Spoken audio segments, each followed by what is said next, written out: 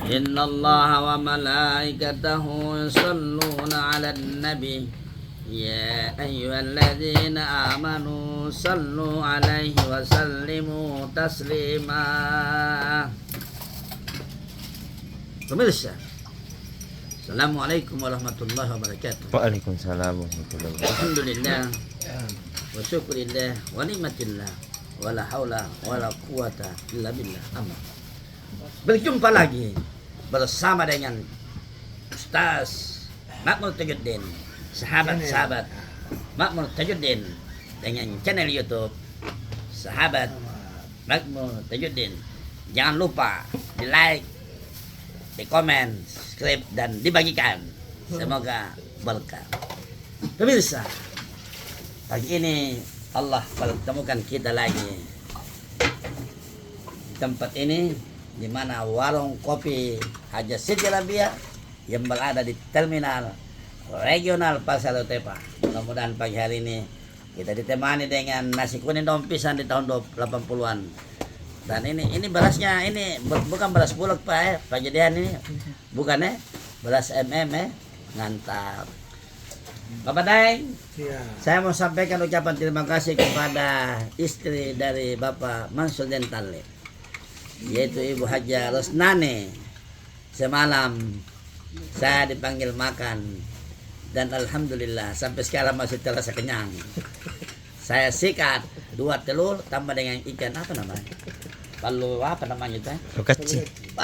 Palu kacang. Beta po kesenangan. Palu kacang. Nah, itu ini bocil pagi-pagi. Ini apa dia minum ya? Milo. Jadi ini dia 10 kali. Satu cucunya Haji Budong, satu cucunya Haji Karim. Anak ini punya nenek, kakek ini dulu yang punya sinar aneka tanahnya. Yang satu ini punya pasar. Yang satu ini kakeknya punya pasar di dalam, pasar lama. Nah, Bapak Daeng, Pak Anwar, saya sapa dulu Pak Anwar. Ada mana Pak Anwar? Pak yang jauh-jauh, saya sampaikan, saya ingatkan jangan pisah dari grup. Kemudian satu lagi, Pak siapa ini? Palit, jangan pisah dari grup. Tetap kita kompak dalam grup. Masalahnya kalau ada di luar grup, malaikat maut dia lihat, ini nakal-nakal keluar dari grup, dia ambil kita tidak kembali-kembali.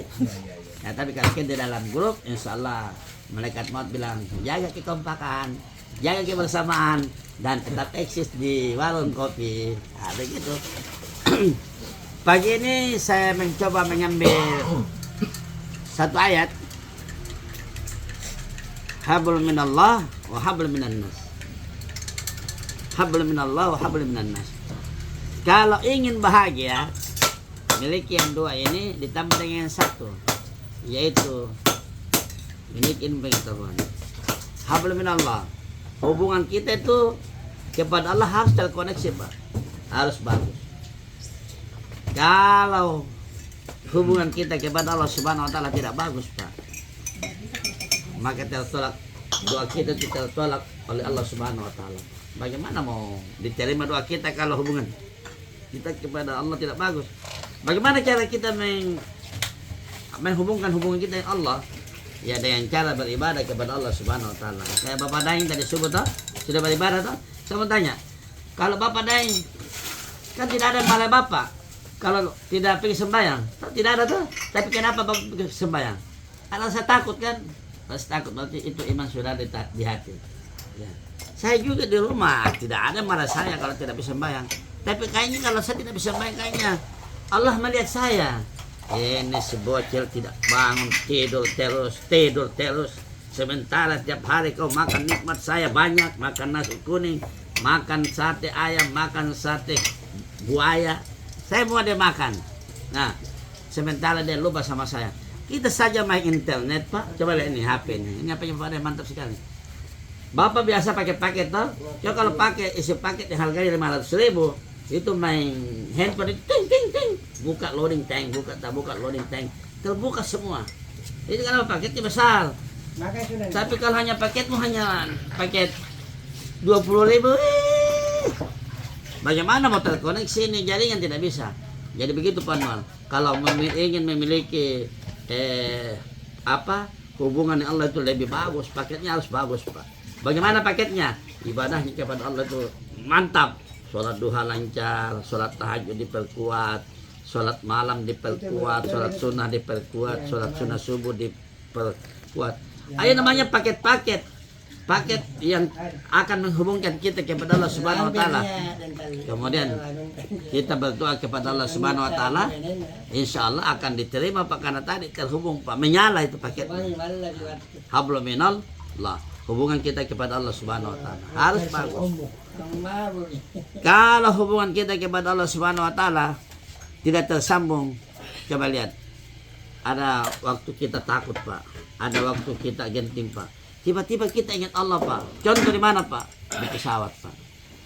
Biar dia tidak biasa ke gereja, tidak biasa ke masjid, tidak biasa ke wihara, tapi ketika pesawat dia goncang langsung dia bilang Tuhan, ya Allah, macam-macam lah disebut. Langsung muncul rasa takut. Baru kau yakinkah kalau Tuhan itu ada? Selama ini kamu tidak tahu kan? Setelah naik pesawat begini, pesawat goncang-goncang begini, Tuhan itu mati. Nah, kenapa kamu sebut Tuhan? Padahal sekian lama kamu tidak pernah menyebut Tuhan, tidak pernah datang. Kau selama ini di mana? Nah, syukur Bapak Dayanya. Siap. Ya, sudah meninggalkan dunia hitam. Ya, lebih baik mantan preman Pak daripada mantan ustaz. Iya, kita sekolah ini baru kalau kita mau jadi nakal lah, tidak ada pokoknya. Nah, ini anaknya ini dititip sama saya hanya untuk sholat ini. Mama yang kasih ke saya titip. Ini anaknya, cucunya Haji Karim ini. Ini cucunya Yudom. Titip ini anak yang laki-laki ini hanya untuk sholat. Kalau saya tidak sholat kok tetap dapat marah. Saya minum dulu ya. Aduh, jadi ilmu kesehatan itu Pak Anwar 2 gelas di waktu subuh. 2 gelas hangat-hangat kita minum Pak. Jangan minum air es subuh-subuh, jangan. Itu pembekuan. Tapi kalau minum air hangat, itu semua penyakit-penyakit yang ada di dalam ini, lemak-lemak apakah keluar Pak. Pemirsa, kita lanjutkan bahwa begitu pentingnya namanya salat kepada Allah Subhanahu wa taala, hablum minallah.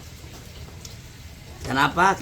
Kita ini harus selalu meminta kepada yang punya dunia, yang punya akhirat. Kita meminta kepada Allah Subhanahu wa taala dengan melaksanakan perintah salat 5 waktu, subuh, duhur, asar, maghrib, isya dan subuh.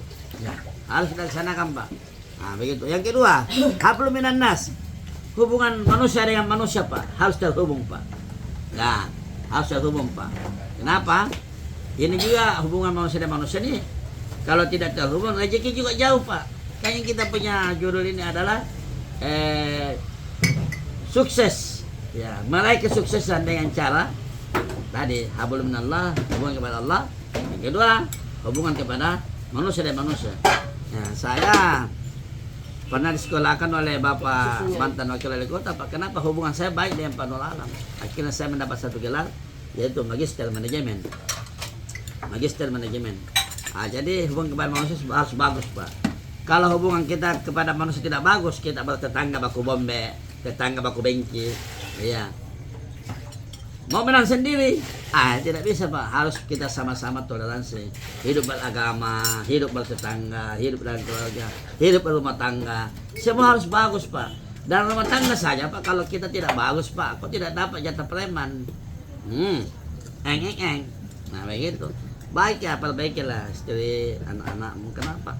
Ini termasuk hubungan kepada manusia. Nah, hubungan kita kepada manusia ini, tetangga kita harus bagus dia. Ya, tapi kalau orang yang tidak mau bagus diperbaiki, ya tidak usah. Yang penting kamu sudah perbaiki. Ya, kadang kita ini Pak, kita tidak sengaja parkir di rumah tetangga. Kita parkir mobil kita di depan terus itu, sebentar dia punya mobil. Kita menghalangi orang pintu masuk, tidak boleh Pak. Ya. Nah, seperti juga sini Pak. Kita ini hidup di Papua ini, kita harus sama-sama dengan orang-orang yang ada di sini. Sekarang kita perbaiki hubungan kita Pak sama orang Papua sini Pak. Kalau kita dihadang di jalanan Pak hanya meminta uang 2.000, 5.000, kasih saja Pak. Itu juga membuat sedekah. Jangan menjadikan gara-gara kita dihadang siapa saja, kadang kita dihadang, ada macam-macam orang kita dihadang. Gara-gara uang 5.000 Pak, 2.000 Pak, kita tidak kasih, kita dibunuh Pak. Kalau sudah dibunuh of that, bagaimana? Ya, saya itu pesan orang tua saya waktu saya jurusita, saya di pengadilan agama, saya di pengadilan agama 17 tahun Pak. Kalau kita dalam perjalanan Pak, saya waktu itu jurusita ke Bongo, ke Lele, ke Taja, saya naik motor Pak, ke Poswan Pak. Saya dihadang Pak, saya kasih rokok Pak, kasih uang Pak. Orang tua bilang, kasih saja. Kalau hanya 5.000, saya 10.000 kasih daripada kau mati. Tapi gara-gara kita kasih uang 2.000, 5.000, setiap saya lewat, dia tidak hadang lagi saya. Malah saya duduk sama-sama. Duduk dengan dia temani cerita. Itu bahwa dia sudah menganggap kita sebagai saudaranya. Nah, dulu di zaman Nabi itu Pak, ada namanya kaum muhajir, ada juga namanya kaum ansor. Jadi yang dari waktunya Nabi Muhammad dia hijrah Pak, dari Mekah ke Madinah. Jadi yang hijrah itu dari Mekah ke Madinah itu kaum muhajir. Kaum muhajir ini bagian Rasulullah memimpin pasukan menuju ke Madinah, itu namanya kaum muhajir. Hijrah, kaum yang berhijrah. Sementara yang ada di Madinah menjemput kedatangan baginda Rasulullah sallallahu alaihi wasallam dengan sahabat-sahabat yang lain, namanya kaum Ansor. Kaum yang menolong.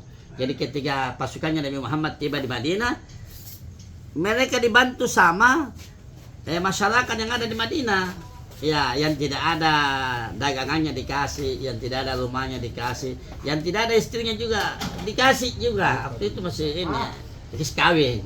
Ya, kemudian baginda Rasulullah mencari pasar untuk dibangun masjid, supaya kenapa terhubung yang namanya ukhuwah Islamiyah. Itu kalau kita di sini juga begitu Pak, di Papua kita yang dari Makassar, dari Jawa, dari Manado, dari Buton, macam-macam semua datang ke Papua, ini namanya kaum hijrah, kaum muhajir.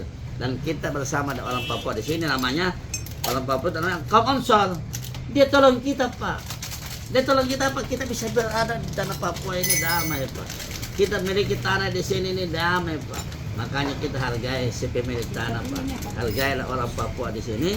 Kalau kita sudah punya hidup berkah, karena mereka punya tanah, itu namanya hubungan hablum minan nas. Tas hubungan kepada manusia harus baik. Kemudian untuk bahagia itu Pak, tidak sampai di situ Pak. Ada namanya ilmu pengetahuan. Miliki ilmu pengetahuan.